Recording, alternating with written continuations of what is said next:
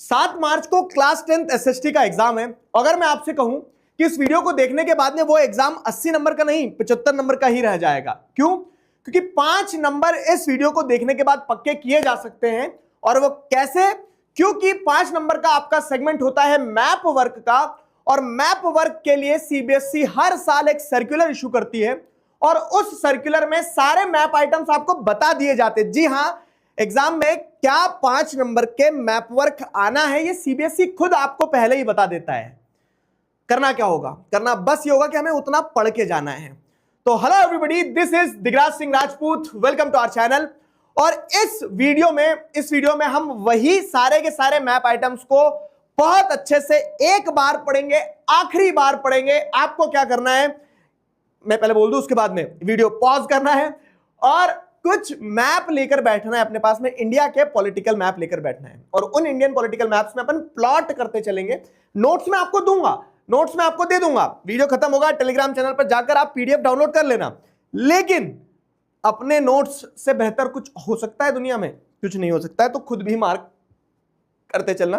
खुद मार्क करते चलोगे तो आपके लिए आसान रहेगा, रिवाइज करने में मजा आएगा और प्रैक्टिस भी हो जाएगी। तो शुरू किया जाए कार्यक्रम। अब सिंपल चीज है, देखो क्या है। वीडियो पॉज किया था तुमने? नहीं किया होगा। तो मतलब मैप लेकर बैठना है वीडियो आगे देखने से पहले। देख अभी भी मुस्कुरा रहा है। मैप लेकर बैठ जाओ। तो बेसिकली क्या है ना, मैप वर्क जो है, तो मैप वर्क 5 नंबर का आता है। 4 बुक्स हैं आपकी। 4 बुक्स में से 2 बुक को रख दो ताक पे। कौन कौन सी? इकोनॉमिक्स और सिविक्स। क्यों? क्योंकि इकोनॉमिक्स और सिविक्स से मैप वर्क नहीं आता है। मैप वर्क आएगा हिस्ट्री से और ज्योग्राफी से। एक और बात सुनो, अब हिस्ट्री और ज्योग्राफी में भी टुकड़े कर दो, पार्टीशन हो जाएगा। तो मैप वर्क जो आपका आता है, तो मैप वर्क में क्या कहानी बाबू? मैप वर्क में आता है हिस्ट्री जो है, हिस्ट्री आता है आपका 2 नंबर का और ज्योग्राफी आता है आपका 3 नंबर का, और ऐसे करके 5 नंबर का टोटल मैप वर्क बनता है। ठीक है?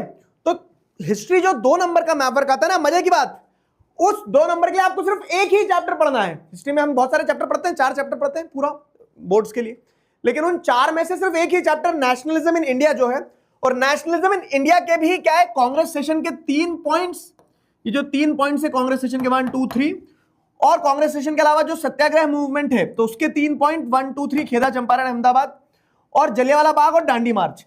तो 3, 3, 6 और 7, 8 पॉइंट्स कहां लगना है इंडिया के मैप में, इतना ध्यान रखना है बस आपको। और इन 8 पॉइंट्स को अगर आप ध्यान रखोगे तो आपके 2 नंबर पक्के हैं। चलो भाई, आगे आने वाले 10 मिनट में 2 नंबर पक्के कर रहे हैं। 2 नंबर डन डना डन करते हैं। समझ में आ गई ना कहानी? तो ये सिंपल स्ट्रेटेजी देखो, इस वीडियो को देखने के बाद में ये फील करना है कि मात्र 75 नंबर का पढ़ना है। ठीक है, 5 के तो पक्के हो गए। चलो भाई, तो शुरू किया जाए कार्यक्रम। उसके पहले मैं आपको बता दूं, तो हिस्ट्री का ये मैप आइटम्स हैं और ये सीबीएसई का सर्कुलर है। और ज्योग्राफी का जैसे आप देखोगे तो chapter resource and development, water resources, agriculture, minerals and energy resources, manufacturing industries और लाइफलाइंस इन नेशनल इकोनॉमी। अब इसमें क्या है ना, इसमें देखो बीच में यहाँ पे चैप्टर 2 जो है, तो चैप्टर 2 से कोई मैप वर्क नहीं आना है। चैप्टर 2 से मैप वर्क नहीं आना है, समझ गए ना? कोई मैप वर्क नहीं आना है। तो 1, 3, 4, 5, 6 और 7th नंबर का जो चैप्टर है लाइफलाइंस ऑफ नेशनल इकोनॉमी, आपने चैप्टर स्कूल में पढ़ा नहीं होगा। तो इस चैप्टर से बोर्ड एग्जाम में थ्योरी कुछ नहीं आनी है, only map work will come in exam. ठीक है, only map work will come in exam, will be asked in exam. तो इस चैप्टर का सिर्फ मैप वर्क ही पढ़ना है। ठीक है, पोर्ट्स मतलब सी पोर्ट्स और एयरपोर्ट्स, ये पढ़ना है अपने को। सी पोर्ट्स और एयरपोर्ट्स। कहानी समझ में आ गई? तो पहले हिस्ट्री उठाते हैं अपन। हिस्ट्री के लिए एक पॉलिटिकल मैप लेकर आ जाओ आप। तो क्या कहानी है देखो, प्लॉट करते चलना। देखो ये वीडियो आप रिकॉर्डेड देख रहे हो, बट फील लो। ठीक है, हम तो मन से जुड़े ना, फील लो कि आप ये लाइव पढ़ रहे हो। तो जैसे अगर हम देखें तो इंडियन नेशनल कांग्रेस सेशन की अगर बात करें तो इंडियन नेशनल कांग्रेस सेशन में क्या है, 3 इंडियन नेशनल कांग्रेस सेशन हुए हमारे, कोलकाता, नागपुर और मद्रास। मैप पे मेरे साथ प्लॉट करते चलना। मैं नोट्स के फॉर्म में आपको ऐसे नोट्स दे दूंगा, ये नोट्स पूरे दे दूंगा, लेकिन आप प्लॉट करते चलोगे तो आपके लिए आसानी रहेगी। तो जैसे अगर देखें इंडियन नेशनल कांग्रेस सेशन की अगर बात करें तो 3 इंडियन नेशनल कांग्रेस सेशन हुए। कौन कौन से? कलकत्ता, नागपुर और मद्रास। अब कलकत्ता के इंडियन नेशनल कांग्रेस सेशन में क्या हुआ था, कहानी ध्यान रखना, तो रटना नहीं पड़ेगा आपको। ध्यान हो, सितंबर 1920 में नॉन कॉपरेशन मूवमेंट का प्रपोजल रखा था। ठीक है, सितंबर का जो 1920 का कांग्रेस सेशन था, लिखा हुआ है यहाँ पे। ठीक है, तो एनसीएम का, नॉन कॉपरेशन मूवमेंट का प्रपोजल कि नॉन कॉपरेशन मूवमेंट कर लें का, तो उस टाइप से प्रपोजल रखा था। कहां पे? कोलकाता में। तो अब आपको पता है कहां है कलकत्ता? उस समय कलकत्ता था, तो कलकत्ता ये रहा, समझ में आया? तो ये आपका फर्स्ट वाला पॉइंट हो गया। अब सुनो मेरी बात, आपको एग्जाम हॉल में क्या दिया जाएगा ना, आंसर राइटिंग के लिए एक आंसर शीट दी जाएगी, उसके साथ साथ में एक मैप भी दिया जाएगा, और उस मैप पे लोकेटिंग और लेबलिंग दो तरह के काम होते हैं। तो जैसे मान लो कि एक पॉइंट लिखा हुआ है, ऐसा यहाँ पे एक पॉइंट लगा हुआ है ऑलरेडी, और उस पॉइंट के आगे लिख दिया उन्होंने क्या, ए लिख दिया है, और एक क्वेश्चन लिख दिया, identify the Indian National Congress session, जो कि इंडियन नेशनल कांग्रेस सेशन किस चीज के लिए हुआ था, जहां पे नॉन कॉपरेशन मूवमेंट प्रपोज किया था। ठीक है, क्योंकि ये लोकेट लेबल के लिए दोनों तरह से पूछा जा सकता है। तो अगर ऐसा सवाल आता है कि identify the Indian National Congress session where the proposal for non cooperation movement was passed, ठीक है, तो वो कौन सा है नॉन कॉपरेशन मूवमेंट का प्रपोजल वाली जगह? ए, कलकत्ता, सितंबर 1920। ध्यान रहेगा, सवाल कैसे ही पूछ लो, अगर आपने अपने पॉइंटर को पकड़ के रखा है तो चीजें आसान रहेगी आपके लिए। Got my point? आपको पॉइंटर को पकड़ के रखना है तो चीजें आसान रहेगी। सितंबर 1920 में कलकत्ता सेशन जो है, यहाँ पे नॉन कॉपरेशन मूवमेंट का प्रपोजल रखा गया था। ठीक है, नॉन कॉपरेशन मूवमेंट का प्रपोजल रखा गया था।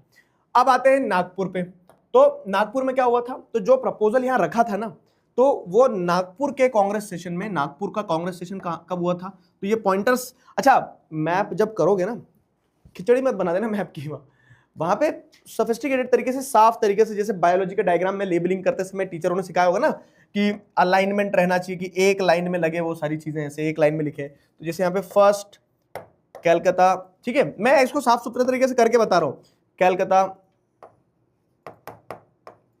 सितंबर 1920, ये हो गया, समझ गए? दूसरा क्या है? नागपुर सेशन है, नागपुर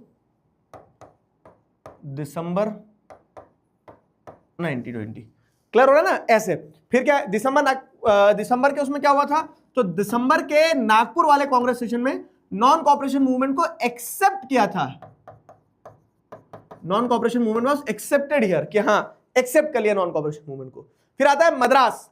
मद्रास 1927 का जो कांग्रेस सेशन था, मद्रास का 1927 का जो कांग्रेस सेशन था, मद्रास के कांग्रेस सेशन में क्या हुआ? मद्रास मतलब आज का चेन्नई। तो आज का चेन्नई, ये रहा चेन्नई, ठीक है। तो चेन्नई के कांग्रेस सेशन में क्या हुआ था जो 1927 में हुआ था? तो यहां पे ना जो साइमन कमीशन आने वाला था इंडिया में, साइमन कमीशन इंडिया में जो आने वाला था, उस साइमन कमीशन को अपोज किया था, साइमन कमीशन को, ठीक है, अपोज किया था ये मद्रास का। समझ में आ रहा है? मैंने एक मैप पे तुम्हें प्रॉपर तरीके से लेबलिंग करके दिखाई है, साफ सुथरा लिखना, अगर लोकेट करने को आएगा, लेबल करने को आएगा, आइडेंटिफाई करने को आएगा, जैसे भी सवाल पूछ ले, आपने पढ़ा है तो फिर बनना चाहिए वो। क्लियर हुआ? तो जैसे मद्रास 1927 के कांग्रेस सेशन में, या फिर ऐसा पूछ लिया गया क्वेश्चन, पॉइंट नंबर 3 या फिर बी ऐसा लिखा रहेगा, क्योंकि 2 नंबर का मैप आना हिस्ट्री से, is marked a place where Indian National Congress session was held in 1927, तो वो मद्रास है। ठीक है, यहां पे क्या हुआ था, जो साइमन कमीशन आया था, तो साइमन कमीशन को अपोज किया गया था। ठीक है, ओपोजिशन टू साइमन कमीशन, समझ गए? साइमन कमीशन को अपोज किया गया था। Got my point? तो इस तरह से इंडियन नेशनल कांग्रेस सेशन में, एक और अंदर की बात बता दूं मैं तुम्हें कि 2 नंबर का हिस्ट्री का मेंबर आएगा, तो 2 नंबर में से 1 नंबर तो पक्का है इंडियन नेशनल कांग्रेस सेशन की चीज पूछेंगे, और 1 नंबर की जो चीजी पूछेंगे तो 1 नंबर की चीजी इनमें से पूछ लेंगे, खेदा, चंपारण, अहमदाबाद, जलियांवाला बाग या दांडी मार्च कुछ लगाओ, बाकी एक इंडियन नेशनल कांग्रेस सेशन तो पक्का पूछेंगे वो। ठीक है, तो 3 इंडियन नेशनल कांग्रेस सेशन थे हमारे, ये तीनों इंडियन नेशनल कांग्रेस सेशन लगा लिए। ये मैंने यहाँ पे लिख के भी रखे, जैसे मद्रास तमिलनाडु में है, ठीक है, महाराष्ट्र में है नागपुर, कलकत्ता जो है तो वेस्ट बंगाल में है, और इनके वो बताई दिए मैंने कि कहीं पे नॉन कॉपरेशन मूवमेंट प्रपोज किया, कहीं पे एक्सेप्ट किया, कहीं पे साइमन कमीशन को अपोज किया। ठीक है, इसके बाद में क्या है कहानी? 3 सत्याग्रह मूवमेंट। अब तुम्हें ध्यान हो, 1915 में गांधी जी इंडिया आए थे, 1916 में उन्होंने ऑब्जर्व किया माहौल को, 1917 की अगर बात करें हम, तो 1917 में कहां गए महात्मा गांधी?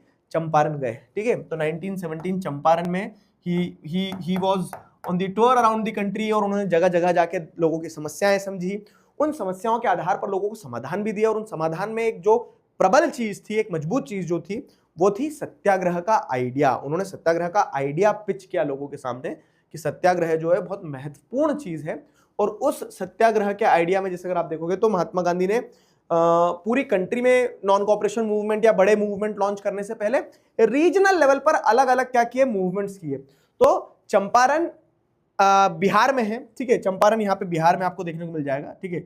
ये रहा चंपारण बिहार। और इस चंपारण में महात्मा गांधी ने क्या किया, जैसे अगर आप देखेंगे तो चंपारण बिहार में जाके महात्मा गांधी ने ये जैसे वही है पॉइंट 1 चंपारण, ऐसे प्लॉट करते चलो पॉइंट 1 चंपारण। यहां जाके महात्मा गांधी ने जो इंडिगो प्लांटर्स थे ना, जो इंडिगो की खेती करते थे, तो उन प्लांटर्स के फेवर में आवाज उठाई अगेंस्ट द ब्रिटिश गवर्नमेंट, ठीक है। तो इंडिगो पीजेंट्स जो है, इंडिगो पीजेंट्स, उनके लिए आवाज उठाई। खेदा में फिर जाके क्या किया, पीजेंट सत्याग्रह को सपोर्ट किया इन्होंने। 1917 में ही खेदा गए, ठीक है। पहले चंपारण गए फिर खेदा गए। अब खेदा कहाँ है, तो खेदा इज इन गुजरात, यहां लगाओ गुजरात में, ठीक है। तो यहाँ पे इंडिगो प्लांटर जो है, इंडिगो समझते हो ना, नील की खेती होती है, उड़ने वाला इंडिगो नहीं, वो तो बैठ गया ना, ठीक है। जो नील की खेती होती थी, तो इंडिगो प्लांटर्स, ब्रिटिशर्स इनसे टैक्स वसूल रहे थे और इनसे बोल रहे थे कि अब इंडिगो की खेती बंद कर दो। लेकिन इंडिगो ऐसी फसल थी कि जिसकी खेती बंद कर देंगे तो जमीन बंजर हो जाएगी। तो किसान कह रहे थे ना, तो अब हम दूसरी फसल ग्रो कर पाएंगे, और अब तुम कह रहे हो इंडिगो ग्रो मत करो, है ना। तो गांधी जी ने उनके सपोर्ट में आके उनको कंपनसेशन दिलवाया था। कंपनसेशन जितना मांगा उतना नहीं मिला, लेकिन बड़ी बात यह है कि ब्रिटिशर्स को झुकना पड़ा, कुछ तो देना पड़ा ना कंपनसेशन के नाम पे, तो वो अपने आप में एक विक्ट्री थी। तो इंडिगो प्लांटर्स के सपोर्ट में आए महात्मा गांधी यहाँ पे, ठीक है। खेदा में क्या है, पीजेंट्स की फसल खराब हो गई थी, क्रॉप फेलियर्स थे, प्लेग एपिडेमिक फैला हुआ था, तो वहां पे पीजेंट्स को टैक्स ना देना पड़े, इसके लिए महात्मा गांधी ने पीजेंट्स का साथ दिया अगेंस्ट द ब्रिटिश गवर्नमेंट, ठीक है। तो यहाँ पे आप देख सकते हो पीजेंट्स के साथ थे महात्मा गांधी। फिर अहमदाबाद मिल वर्कर, अहमदाबाद, अब यहाँ एक इंटरेस्टिंग केस है। 1918 में महात्मा गांधी अहमदाबाद जाते हैं, और 1918 में अहमदाबाद में क्या करते हैं महात्मा गांधी पता है। 1918 में महात्मा गांधी जो है, तो जो अहमदाबाद में मिल वर्कर्स थे, तो वर्कर्स स्ट्राइक कर रहे थे against the cotton mill owners, और वो ओनर्स इंडियंस ही थे। तो उन इंडियंस के अगेंस्ट में ही महात्मा गांधी ने आवाज उठाई, क्योंकि गलत ब्रिटिश या इंडियन नहीं करता है, गलत गलत ही होता है, और गलत करने वाला गलत ही कहलाता है। तो महात्मा गांधी ने यहाँ पे क्या करा, इंडियन मिल वर्कर्स जो है, कॉटन मिल वर्कर्स, उनके सपोर्ट में आके ओनर्स के अगेंस्ट में मुकदमा कह सकते हैं ना, मुद्दा उठाया था, ठीक है। तो यहाँ पे आप कह सकते हो protest against the cotton mill owners, ठीक है, कॉटन मिल ओनर्स के अगेंस्ट में आवाज उठाई थी। क्लियर हुआ। तो ये 3 सत्याग्रह मूवमेंट ध्यान रखना है। चंपारण अपन ने लगा दिया, चंपारण के बाद में एक लगाया अपन ने खेदा, खेदा सेकंड वाला पॉइंट हो गया आपका ये, ठीक है। ये सेकंड वाला पॉइंट खेदा हो गया आपका। और इसी के ऊपर जैसे अगर आप देखोगे तो अहमदाबाद है, अहमदाबाद वाला पॉइंट जो है आपका ये थर्ड पॉइंट हो गया, ठीक है।